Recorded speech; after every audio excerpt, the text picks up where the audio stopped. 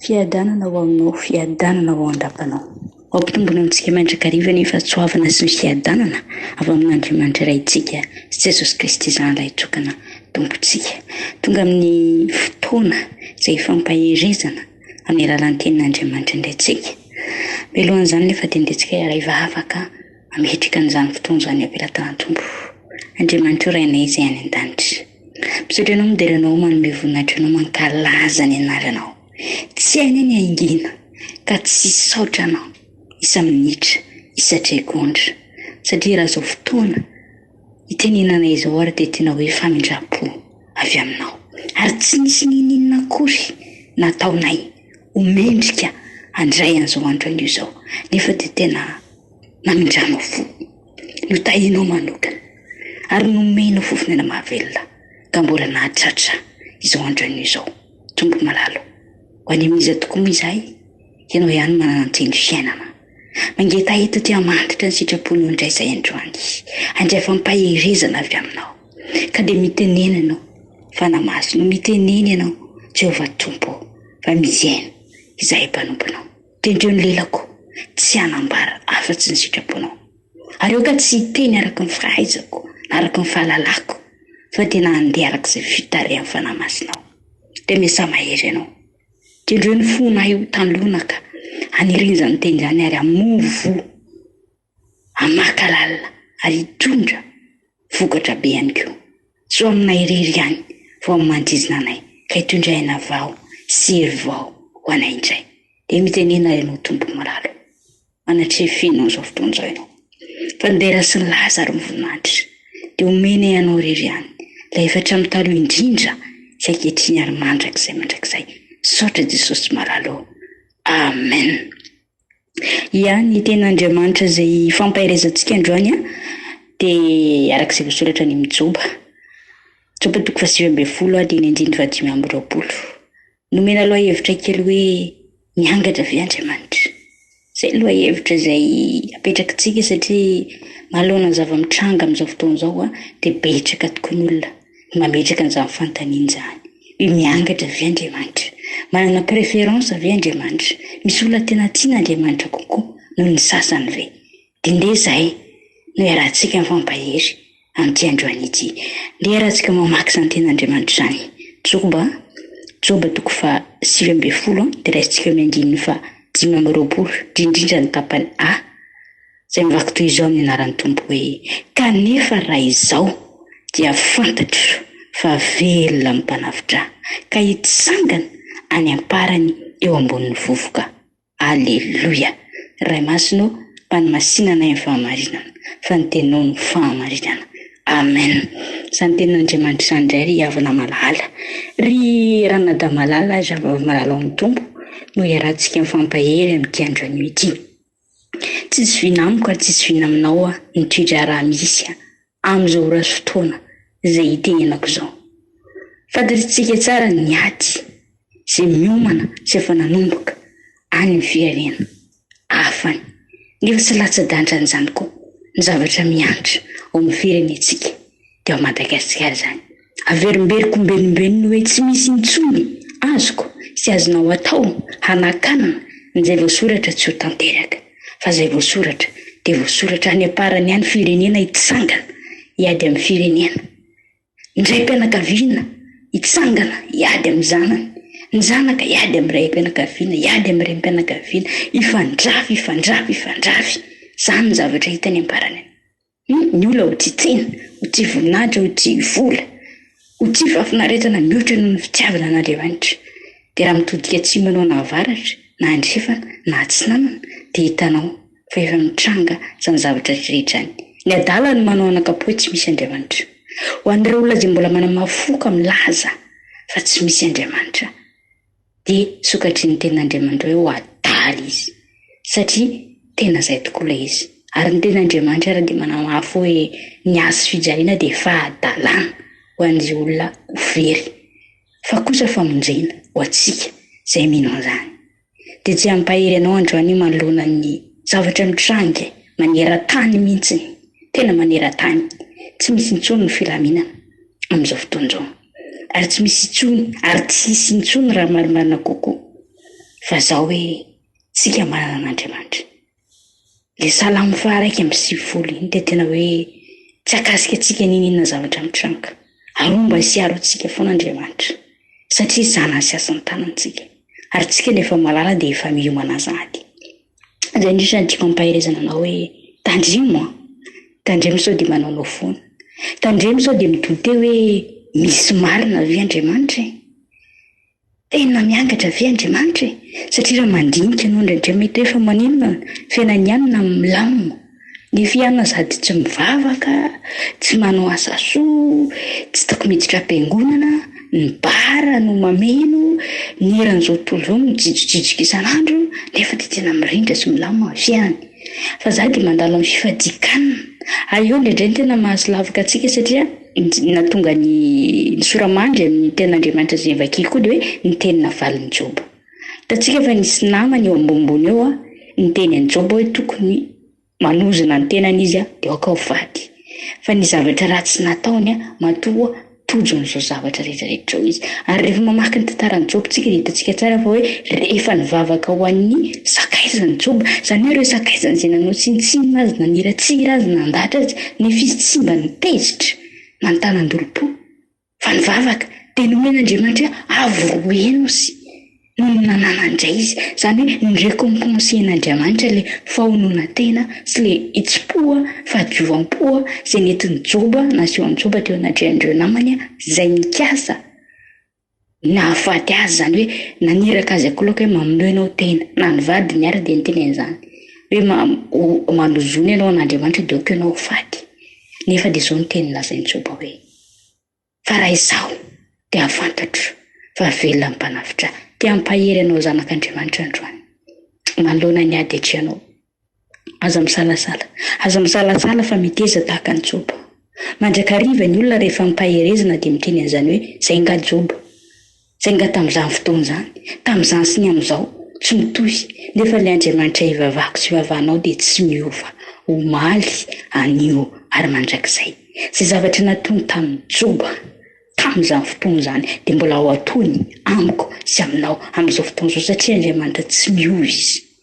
Tsy miova izy. Ary raha hiteny ianao hoe misy tian'Andriamanitra kokoa noho ny sasany dia androany teteny aminao fa raha nisy tian'Andriamanitra dia Jesosy Kristy ilay zanalahy tokana.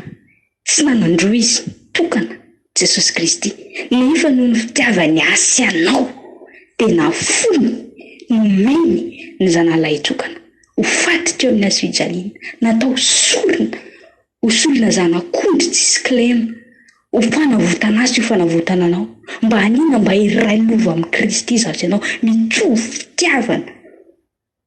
Mitovy amin'ny fitiavana Jesosy, mitovy amin'ny fitiavan'Andriamanitra ny Jesosy Kristy ny fitiavan'Andriamanitra an'asy ianao. Nefa raha misy olona tokony navahan'Andriamanitra dia Jesosy. Nefa tsy nitsitsitsisa izy fa nomeny azy ianao. Hosorona. Ka raha mieritreritra ianao hoe misy olona tian'Andriamanitra kokoa ny sasany dia tehitrenanao androany tsy misy fitiavana mitovy no hitiavan'Andriamanitra asy ianao. Na mivavaka adiny 500 anao isan'andro, za vavaka indray mandeha isan'andro, mitovy ny fitiavana. Ny valisoa mety ho samihafa fa ny fitiavana dia mitovy. Tsy miangatra Andriamanitra, tsy miangatra ny hafa. Fa tena tianao izy ary fitiavana mandrakizay izy no hitiavako anao. Tsy miangatra Andriamanitra. Dia indraitsika no Davida manokana dia tena nansapan'izany ary niteny saika solafaka ny tongotra ozy raha nahita ny ratsy fanahambinina. Matetika tsika dia miteny ilay zavatra nangatako ihany nandray ny nahazo. Ndry roviana mba azo ohatry ny ihany iny dia isika no reraka ambony ihany mampitaha ny fiainantsika amin'ny fiainan'ny hafa dia tonga ho atsaitsika izany hoe sao dia tsy tian'Andriamanitra ary sao dia efa tafasaraka tamin'Andriamanitra ary ka izany mahatonga ny fitahiana sy ny fahasoavana tsy mamiratra intsony eo amin'ny fiainako. Dia hiteny ianao misy fotoan'Andriamanitra ao amin'ny Baiboly ao mangina. Ary raha mangina Andriamanitra tsy midika akory fa tsy miara-dalana aminao izy. Ary tsaroa fa tsy misy zava-mahagaga tsy hain'Andriamanitra atao. Tsy misy zava-mahagaga tsy hain'Andriamanitra atao. Fa zaho miankina amin'ny finoanao. Tena manantena an'Andriamanitra venao satria raha ny tantaran'ny Joba manokana ny jerevantsika teto dia tena hitantsika hoe tsy nivadika Joba fa tena nanantena an'Andriamanitra izy ary tena hoe tsy tena sanitra izy nanao an'izay déclaration izay fa raha izaho dia fantatro fa velona ny mpamonjy ahy, velona ny mpanavitra tetodika aminao manokana androany. Ianao izay mandalo ato sarotra mety tena efa tsapanao hoe tsisy fanantenana intsony ianao, tsisy vahaolana intsony teny aminao anefa fa ny tenin'Andriamanitra dia milaza fa izay tsy sain'ny olombelona tao ain'Andriamanitra izany. Ary ny anankiray mahafinaritra ny zava-drehetra dia hainy mino venao fa ain'Andriamanitra tao ny manomvo amin'ny fiainanao. Mino venao fa ain'Andriamanitra tao ny mamaha ny olanao aminao manokana nametrahako an'izany fanontaniana izany ho anao izay mandalo aty amin'ity andro anio ity. Mino venao dia samy teny venao tahaka ny Joba hoe fa raha zaho dia fantatro fa velona ny mpanavitra tena azonao antoka ve fa Jesosy afaka manavitra anao, afaka mamonjy anao amin'ny olana goavana izay tena goavana izay tena tsapanao hoe mety tsisy vahaolana intsony dia fa teny aminao hoe ny maty aza natsangany, ny jamba nampahiratiny, ny malemy natsangany, fa fatesana resiny inona amin'izany zavatra rehetrarehetra izany ny impossible ka tsy vitan'io Andriamanitra mahagaga no anarany rainy mandrakizay inona ny zavatra tsy hain'io Andriamanitra io atao ka izay indrindra no tiako ampahirezana anao androany. Aza manary toky fa ny voka-dratsy ateraky ny fiamorana ny fisalasalana dia tena zavatra ratsy. Jereo manokana fotsiny ny tantarany Abrahama noho ny tsy fahaizana mionona sy ny tsy fahatokiana an'ilay planina izay nataon'Andriamanitra niteraka ny Ismaël dia hitantsika tsy ho azo avaiko amintsika ny loza nateraka Ismaël sy ny taranany hatramin'izao ora sy fotoana tenenako aminao izao. Raha tonga koa ny safidrano ka tafavoaka tamin'ny samby fiara Noa dia izao ny zavatra nitsanga hoe nisy fotoana izy mamo dia rehefa mamo izy dia nitanjaka dia rehefa nitanjaka izy dia lasa nanozina amin'ny zanany. Nefa ny zavatra tsy tokony ohatran'izany mihitsy ny zavatra mitranga fa mila zany tsika mijoro foana na dia fantatrareo ary ianao hoe efa mijoro dia mananatra antsika foana ny tenin'Andriamanitra hoe izay manao azy efa mijoro tsara dia aoka hitandrina fandrao lava. Ary ohatra anankiray koa tena tiako zaraina aminao ary ampahirezana anao aza manary toky. Aza mieritreritra hoe tsy misy intsony ny vahaolana fa ny vahaolana maimaika na tsy araka ny sitrapon'Andriamanitra izay raisinao na ny fanapahan-kevitra izay raisinao ho mamainao tena matsiaro hoe latsaka ambany iny dia izao mitondra loza foana eo amin'ny fiainanao izany. Fa na dia tsapany hoe mafy ary ilay décision tsy maintsy raisinao jery Daniel nanaiky atsipy tany an-davaka leona ry Sadraka sy Mesaka ary Abednego nanaiky ho atsipy any anaty afo satria fantany fa manana hevitra hiverana azy Andriamanitra, hevitra hitondra fiadanana fa tsy loza. Tadidinao koa ny tantaran'ny Lota rehefa nasoron'Andriamanitra tao amin'ny Sodoma sy Gomora izy dia napetraka tamin'ny toerana anankiray niaraka tamin'ny zanany vavy. Zavatra nampalahelo nefa dia izao hoe rehefa nisy fotoana ny mamony ireo zanan'ireo izy satria nitao an-tsain'izy ireo hoe iza ny lehilahy anambady antsika aty amin'ny dezera be aty. Efa naringan'Andriamanitra ny olona teto ambony tany. Iza zany mba lehilahy hiaraka amintsika dia no mamony ny tovay ny dadany dia nandry tamin'izy le fahadisom-panantenana. Nefa iza ny taranany Moabita, ireo mpampisampy, ireo mpandatradra, ireo tena hoe tsy nitondra ninina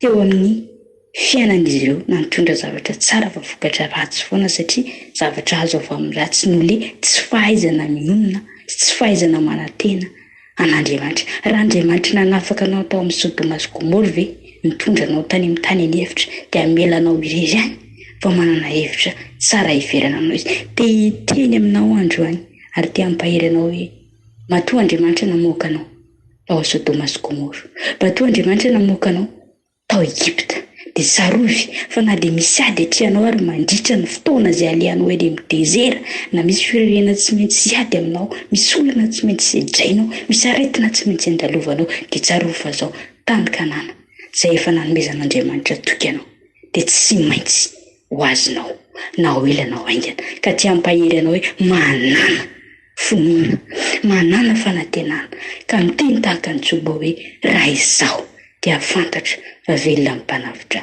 ny ady amin'izao efa nomboka ary malahelo milaza aminao fa tsy hijanona intsony ny ady, tsy hijanona intsony ny ady satria io tsy vitana ady ny Russie sy Ukraine fotsiny io dia mijanona eo fa tsy maintsy apitapita io satria raha fijeriko an'ilay présidentny Russie tena olona tena lindraby, tena manao menasy be, tena hoe tafahoatra loatra sy ny sisa ary izay firenena hoe hikontra anazy dia efa menaseny daholo fa mbola ho avy ny anjaran'ireny firenena ireny. Dia hitantsika amin'izany fa miomana ary afako, miomana fa raha ny olona mieritreritra fa coïncidence io na hoe resaka firenena any ivelany tsisy hidirantsika Afrika sy ny sisa, za dia hitenanao fa efa manomboka izao. Efa manomboka izao ka dia miomana. Omaly ny foanao, omaly ny fanahinao, omaly ny ankonanao, omaly ny manodidina anao. Atao izay azo atao dia mbola misy ny fotoana fa tsy hanganongana na harirarira ny fiafarany izao tontolo izao. Tsy hanganongana na harirarira ny fiavian'i Jesosy Kristy eny amin'ny raholanitra fa ho avy tokoa izy. Ary izao zavatra rehetrarehetra mitranga izao ny fafambara hoe raha tsy tonga izao zavatra rehetrarehetra izao tsy ho avy ny farany, tsy ho avy eny amin'ny raholanitra Jesosy Kristy. Izao ny sinina rehetrarehetra ahafantarantsika fa efa akaiky ary efa tongotra ny fiavian'i Jesosy Kristy eny amin'ny raholanitra. Fa ahita finoana ao anatiko, sy ao anatinao ve izy? Ahita finoana miredareda ve izy amin'ny fotoana izay aviany? Sa ahitanao isalasala hoe misy marina ve Andriamanitra sa tsisy? Miangatra ve Andriamanitra sa tsy miangatra? Tena velona ve Andriamanitra sa matory? Tsy izany. Ny toepo tiom-panahy finoana dia Jesosy Kristy ho hita ao anatiko sy ao anatinao. Fa te ahita olona tahaka ny Joba izy ka hiteny hoe fa raha izaho dia fantatro fa velona amin'ny mpanavotra. Mino fa ianao dia fantatrao fa velona amin'ny mpanavotra anao ka esory ao anatinao ny tebitseby, esory ao anatinao ny aia fa velona amin'ny mpanavotra anao. Ary atsoy aho izy amin'ny andro mahory dia hamono izay anao anandratra anao aho izy dia hanome voninahitra ianao. Atsoy izy. Nina ady atrehanao amin'izao fotoana izao dia tia hampahery anao, miandry ny antsonao fotsiny ny Tompo, miandry anao hiantoraka amin'ny fotsiny ny Tompo tahaka ilay zanaka adala niny voaka mivala rehefa miverina ndraizy mifono. Izay mahatsara anio Andriamanitra io, Andriamanitra be fitiavana, tsy mba mitana laila, indray mpimasomonja ny fahatezerana izy fa mandrakizay ny famindrapony ka aza misalasala ianao, indrindra raha ianao ny eritreritra fa hoe adin'Andriamanitra ianao satria tro loatra ny problème izay atsehanao, tro loatra ny adi-tsaina ny adi-po, mila ketraka reraka tanteraka any dia teny anao any hoe ekeo fotsiny izao zavatra mitranga rehetrarehetra. Fa omeny Tompo avy roeny noho ny zavatra mety efa very na latsaka na tsy hita ianao an'olo an'izany ny Tompo. Fa ny fanontaniana mipetraka hoe mba hanao ahoana ilay fanantenanao, ilay fitokianao ny herin'Andriamanitra. Ny zavatra rehetra dia hain'ny izany azonao atao. Azany no tonga an'i Jesosy niteny amaranako azy hoe izay mino ahy ny asa ataoko no ataony koa ary anao asa lehibe noho izany aza izy. Dia hampahery anao androany. Raha mino ianao dia tena vitanao. Vitanao ny manao zavatra tsy takatry ny sainao akory. Mahay ny zavatra rehetra amin'ilay mampahery. Tsy anao Jesosy ary tena tsy hamany olana misy aminao Jesosy. Tiditra tsy hatry izy amin'ny olanao io. Telo lalànanao izy. Fa ny any azoko atao dia izao hoe mandolia ianao eo anatrehan'i Jesosy. Ho intio daholo ny problème anao anio. Apetrao eo ampototry ny azy fijaliana. Dia mialahy ianao eo. Fa ho hitanao fa hiasy Jesosy ary hanafaka anao. Hanamaivana ny ratsa-po, ny adi-tsaina, ny adi-panahy izay ao anatinao. Ary izao no tiako tsapanao hoe nataony Satana mihitsy io alozongozonana fononao tahaka ny nataony tamin'ny Joba. fa meteza iteny tahaka ny Joba hoe fa raha izaho dia fantatro fa velona ny mpanafitra. Miangatra ve Andriamanitra? Tsy miangatra Andriamanitra, fa miankina amin'ny fonoko sy ny finoanao, mampisondrotra sy mampihitra ianao. Ary raha mandinika ianao mamaky baiboly ianao, tsy ny ao anaty baiboly fa raha manodidina anao fotsiny mpanompon'Andriamanitra izay efa nijoro vavolombelona tamin'ny asa mpanavotana sy ny asa mahagaga izay nataon'Andriamanitra teo amin'ny fiainana, dia ho tsapanao fa tsy miangatra Andriamanitra. Fa arakaraka ny erosonao nisy eo ny fahagagana ihany koa eo amin'ny fiainanao. Tsarovy tsara ny tantaran'i Mosesy, fa arakaraka ny nandrosoana Mosesy nitomboany ny fahagagana, nisiny ny fahagagana, nisan'Andriamanitra ka te hampahery hoe mandrosoa ianao, mitsangana ianao amin'io ady izay nandavo anao io, miarina ianao fa mbola tsy vita ny ady, mbola tsy nandresy Satana, fa matoa ianao mbola mahihana an'izao hafatra avy amin'ny Tompo izao, dia te hanangana anao ny Tompo, te hampitsangana anao ny Tompo, ka mitsangana ianao amin'ny anaran'i Jesosy Kristy velona avy any Nazareta, fa te hampandresy sy te hanandritra anao Jesosy. Mahereza rahalanda, mahereza rahavavy, tsy anao ny Tompo. Raha izaho dia fantatro fa velona mpanafitra, ka na ino kidona na ino kiantra dia hijoro androso satria fantatro fa tsy hamela rery ny Tompo. Finahitra ao an'Andriamanitra rery ihany fa mifampaherezana dia amiko sy aminao kosa. Tompo malalo, herezany fanantenanay. Dia fanantenanay efa nitsilopilopy kely teo dia nivelominao indray satria velona tokoa ianao. Ilay mpanavitra anay manompo ny masoko amin'ny tendrombohitra, avy aiza ny famonjena? Famonjena dia avy amin'ny Jehovah tompony maro. Jehovah tompony maro hitanao ireo zanaikanao izay tena hoe mandalo aty amin'izao fotoana izao ary mahatsiaro mangitry fitena mitady salasala ny tena herinao sy ny fisianao maro hoe hanavitra ve ianao sa tsy hanavitra. Ka sy ny fony, ka sy ny fony Tompo, ka sy ny fomba hitodika aminao izy. Ianao nefa miteny mijery dia hovonjeny ianao, ka sy ny fony aza vela hitanondrika amin'ny tany izy ka tsy ahita ny voninahitra sy ny habeanao, fa kitsio ary io izay hitodika aminao ary hitoka aminao velomidray le fonina kely mitsilopilopy ao anatiny mba hamovo be Tompo, satria izany tena sitraka ao Jesosy Kristy io. Zareo manoka indren'olona kivikivy rehetrarehetra eny izany iza toerana misy azy amin'izao mandalo aty, mandalo problema maro isan-karazany sy miafina aminao. Ianao Andriamanitra lavitra sy ny akaiky no mahita azy ireny ka dia hampaherezo ny zandrikelinao Jesosy. Matoko manana anao zahay, fantatra efa miasa amin'ny fomba rehetra ianao ary miasa amin'ny fomba mahagaga tsy zava mahagaga tsy ianao atao, ka dia atolotra ho anao rery anijera sy lazana ny voninahitra rehefa trano taloha indrindra saketriny ary mandrakizay saotra Jesosy malalo. Amen. Dia mampahery antsika rehetrarehetra amin'ny anaran'i Jesosy ary miandry anao izy ka dia manatona azy. Tainy Tompo indrindra tompoko.